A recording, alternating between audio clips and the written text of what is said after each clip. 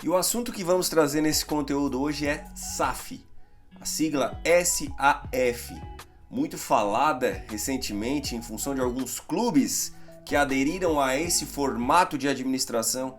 Você sabe o que é SAF? Sabe quais são os clubes que já aderiram a esse formato? Não sabe? Vem comigo que eu vou te explicar um pouco melhor sobre esse assunto.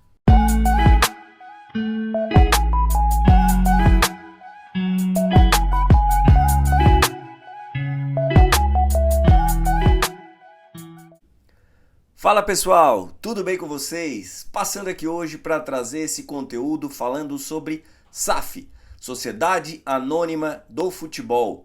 É um tipo específico de empresa, que foi criada através de projeto de lei no Congresso, no ano retrasado, em 2021, através da Lei 14.193 de 2021.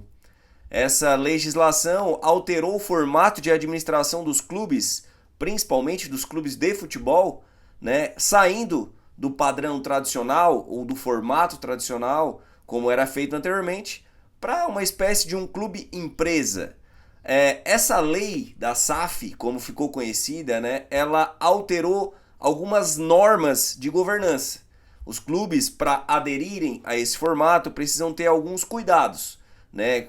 O controle é um pouco mais rígido. Há meios de financiamento específicos para atividades, principalmente para os clubes de futebol. Uma vez constituída a SAF, algumas empresas ou até personalidades conhecidas no Brasil se tornaram capitães ou donos, de alguns clubes. Por exemplo, John Textor no Botafogo, a 777 Partners no Vasco, e Ronaldo Fenômeno, Ronaldo Nazário, no Cruzeiro de Belo Horizonte. Foram os primeiros casos de grande repercussão nacional com relação à compra ou ao investimento pesado financeiro, principalmente nos clubes.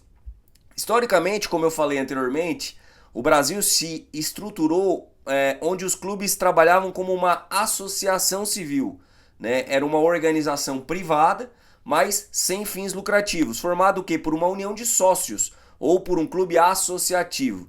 Essas pessoas, através do voto, em formatos diferentes de clube para clube, dependendo do seu estatuto, elegiam um conselho deliberativo, um conselho fiscal e um presidente. E esse presidente nomeava algumas outras figuras para participar junto com ele da gestão ou da administração do clube como um todo, No futebol, essa associação civil ela é muito parecida, ou a associação, esse modelo associativo é muito parecido com o governo que a gente tem hoje em dia, onde tem um presidente, ou um prefeito, ou um governador, e através da eleição dessa chapa, todo o restante é montado baseado nas escolhas dessas pessoas.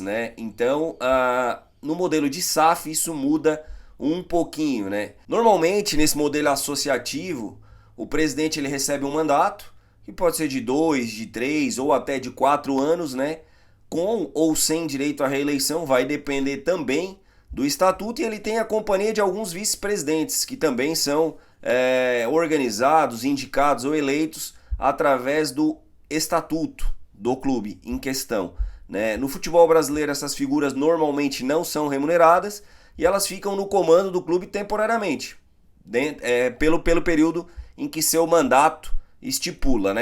No caso de uma SAF, já é um pouco diferente. O proprietário ou dono, ou aquele que faz a aquisição desse modelo, ele tem o poder de decisão de maneira definitiva. O que ele decidir, está decidido. Não precisa passar por conselho deliberativo e nem por voto algum de ninguém, Ele compra uma parte da empresa ou todo o clube empresa, transforma-se primeiro o clube numa empresa e esse proprietário ele compra uma parte ou ele pode comprar a sua totalidade, salvo em algumas ocasiões extraordinárias, no dia em que ele vende essa participação para a empresa ou para outro fundo, enfim, é só neste momento em que ele deixa de tomar as decisões ou de fazer as coisas da forma como ele bem entender no momento após a aquisição.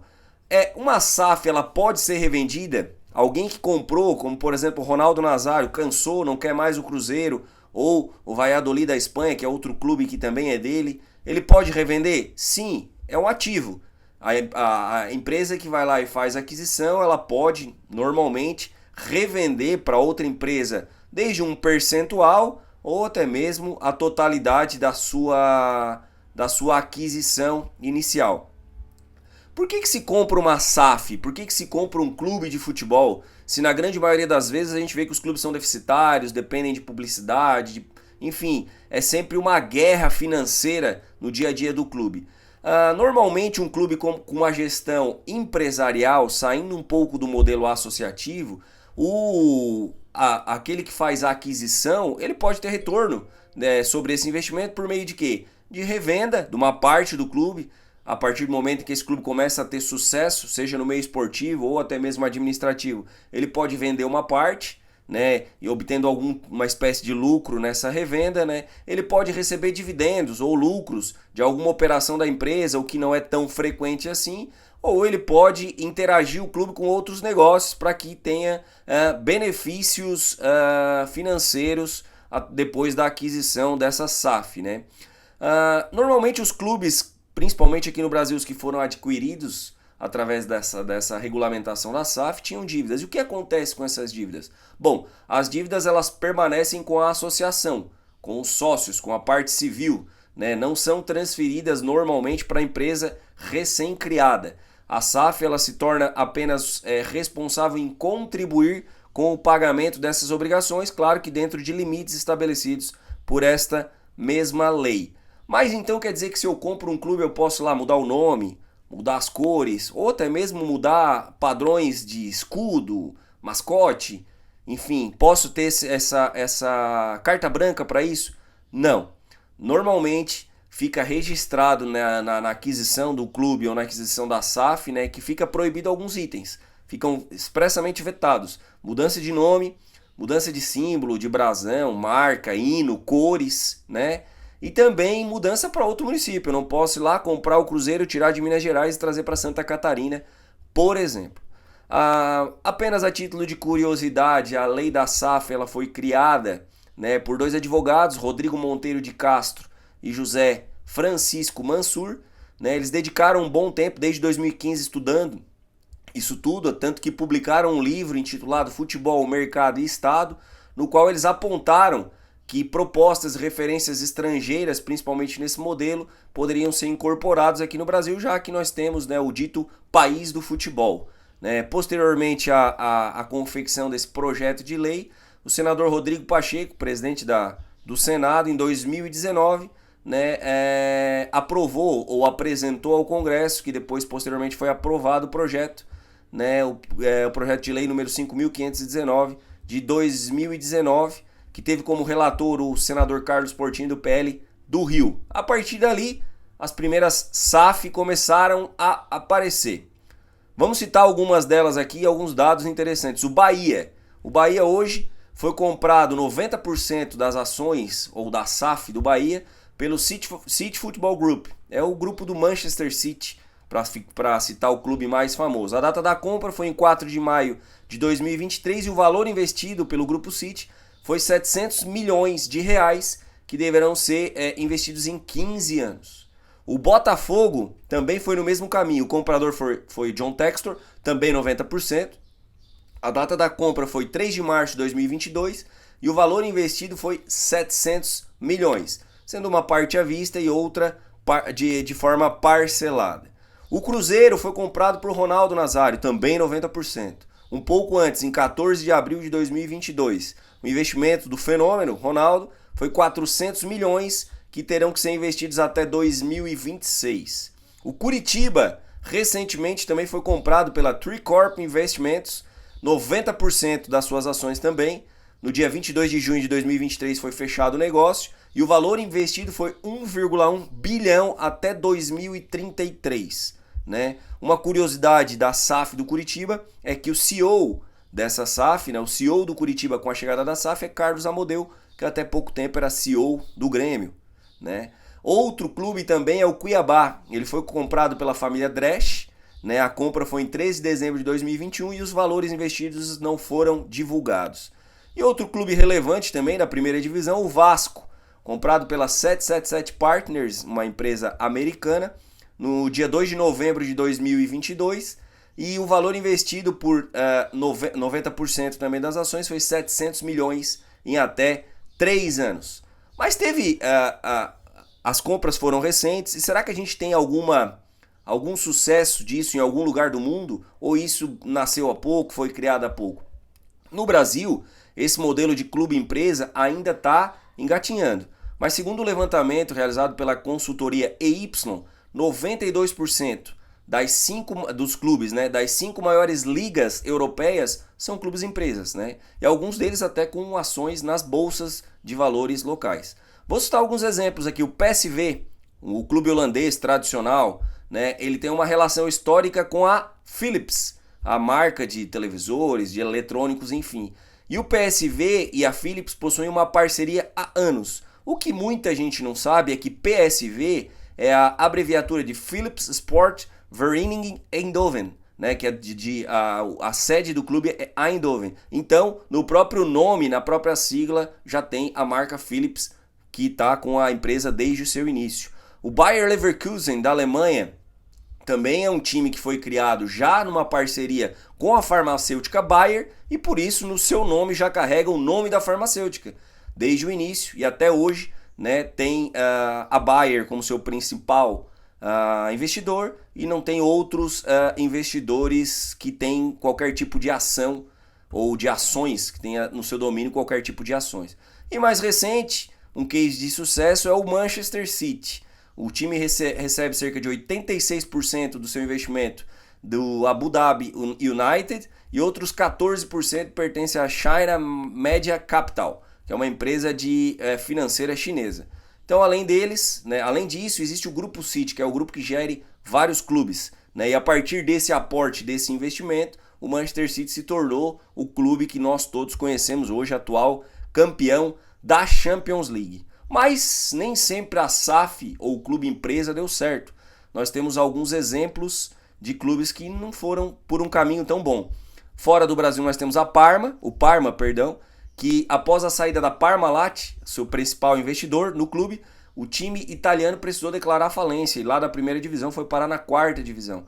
A dívida na época chegou a 200 milhões de euros, né, fazendo com que o clube fosse realmente rebaixado e voltasse a se reerguer e atualmente está novamente nas divisões maiores, né, do campeonato italiano. E um exemplo local é o Figueirense, né, o time aqui de Santa Catarina, que havia vendido 95% do clube para a empresa Elephant, um acordo de 20 anos que foi interrompido em apenas 2 anos.